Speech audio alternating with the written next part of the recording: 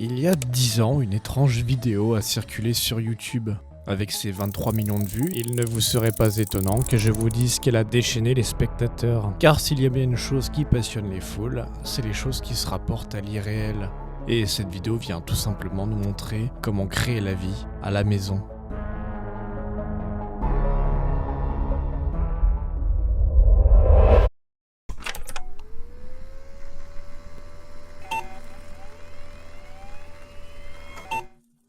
À première vue, rien d'extraordinaire. Un œuf et quelqu'un qui s'apprête à faire une expérience.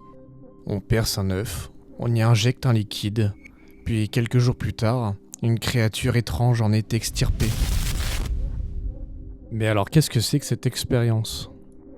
Eh bien pour répondre, on va devoir parler un petit peu d'alchimie. Souvent, quand on pense à l'alchimie, on imagine une science interdite, presque une sorte de magie noire un peu particulière, alors qu'en réalité c'était tout le contraire à l'époque. Pour les alchimistes, le monde était une création ordonnée qui répondait à des lois. Comprendre ces lois, c'était se rapprocher de Dieu et de sa création.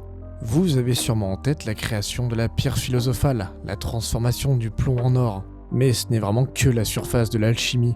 Toute son imagerie s'est mutée au fil des siècles, par la pop culture, mais également par l'apparition de la chimie qui vient discréditer la pratique. Ce qui nous intéresse cependant aujourd'hui, ce sont les écrits d'un certain Paracels. Paracels était médecin et alchimiste, et une figure profondément dérangeante du XVIe siècle. Dans un de ses ouvrages, il décrit une expérience troublante, une méthode permettant selon lui de créer un homoncule. On laisse se putréfier de la semence humaine en un vaisseau scellé, qu'on soumet 40 jours durant à la température biologique, jusqu'à qu'un mouvement soit perceptible. La substance aura revêtu à ce moment une forme vaguement humaine, mais sera transparente et dépourvue de corps. Paracels affirme quelque chose de radical. Il est possible de créer la vie de manière entièrement artificielle. La vidéo dont on va parler ne réalise rien de nouveau. Il cite Paracels lui-même. Гомункул – это искусственное живое существо, как создать его написано в трактате средневекового ученого Парацельса. En revanche, ce que nous montre la vidéo, c'est l'expérience elle-même, amenée sous une forme de tutoriel typique de notre époque.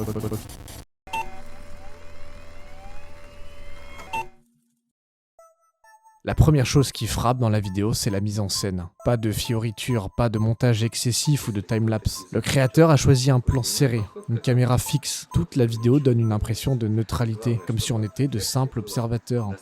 L'expérience semble précise, mais il n'y a pas de dosage clair, pas de cadre expérimental, aucun témoin. Exactement comme dans les récits alchimiques. Le créateur nous donne suffisamment d'informations pour que l'idée nous paraisse crédible, mais pas assez pour qu'elle soit vérifiable. Tout l'aspect malsain de la vidéo atteint son apogée à la sortie de l'œuf. Il nous dit qu'il y a eu une infection, mais que celle-ci ne devrait pas avoir endommagé l'œuf. C'est dans un liquide à la fois noirâtre et jaunâtre que s'extirpe une créature quasi translucide, absolument répugnante. Mais elle est trop organique pour être un objet, mais pas assez formée pour être un être vivant. Et c'est cet entre-deux qui nourrit notre fascination morbide. Si vous allez un petit peu dans les commentaires ou sur Reddit, vous tomberez sur un tas de personnes qui se prennent la tête, les uns tentant de prouver la véracité de la vidéo, les autres argumentant au fake. Et je pense que l'œuvre a dépassé le créateur. Car évidemment que biologiquement, cette création n'a aucun sens. Il est impossible de mélanger deux espèces de la sorte, avec une expérience aussi bancale. Mais c'est ce qui fait le charme de la vidéo. Créer la vie avec si peu d'éléments, il y a quelque chose de magique, d'irréel, d'absolument fascinant, qui nous donne envie de croire en un tel mythe. Et cette vidéo n'est qu'un cas isolé. Le créateur de cette vidéo n'est autre que Korny Haliv, un youtubeur russe dont la description de chaîne suggère l'expérimentation de savoirs ancestraux, ou d'utilisation de technologies oubliées. La chaîne comporte 76 vidéos, dont une série autour des homoncules. Et cette série est littéralement une sorte de suite d'expérimentation. Korny retente l'expérience encore et encore, afin de mieux comprendre comment fonctionnent ces créatures. Il en plonge un dans un aquarium, réalisant qu'il se déshydratait trop vite. La série de vidéos présente des théories, des hypothèses sur les différentes formes d'homoncules pouvant naître. Parfois, ils s'en prennent à lui. Parfois, un œil apparaît sur la créature. Сейчас я вам это покажу. Это было для меня D'autres fois,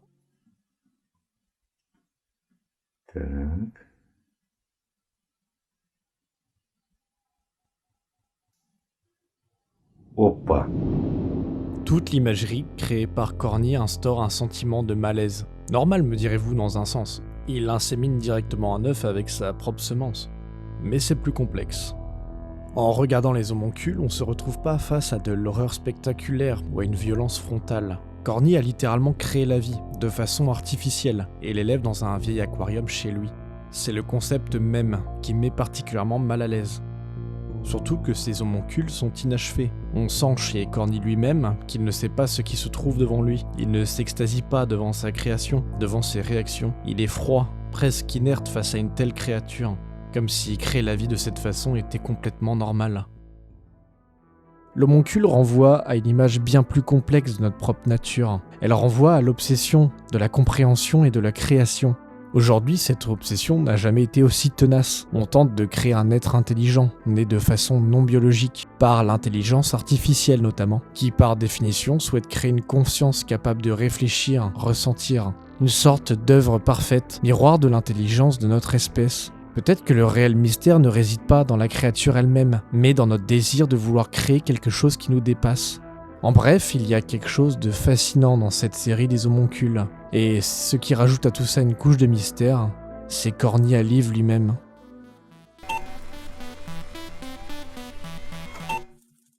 La dernière vidéo de sa chaîne est le 21e épisode de sa série sur l'homoncule. Cela fera 8 ans que rien n'a été posté sur sa chaîne, tout simplement car Corny Alive est décédé. Enfin, je ne peux pas l'affirmer. J'ai essayé de retrouver sur internet de réelles preuves de sa mort. On entend parfois parler du fait qu'il serait un certain Rinat Almuavetov, acteur de théâtre, décédé quelques jours après le post de la dernière vidéo, ce qui pourrait expliquer l'attrait à la création. Mais pas mal d'internautes refusent cette affirmation, argumentant qu'aucun lien n'existait entre les deux hommes.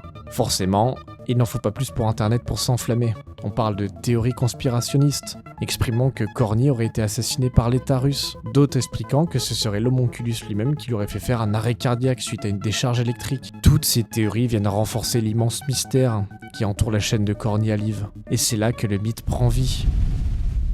La chaîne aujourd'hui continue de fasciner, inspiré. TikTok reprend les codes pour créer de nouvelles expérimentations malsaines. Des séries y font même référence au sein de leur œuvre. Corny, aujourd'hui, qu'il soit décédé ou qu'il ait simplement arrêté, a laissé derrière lui un véritable mythe moderne. Un mythe façonné par Internet, en tant les forums, les esprits. Et c'est exactement ainsi que naissent les mythes. Car à la frontière du réel et de l'imaginaire, la création a survécu à son créateur.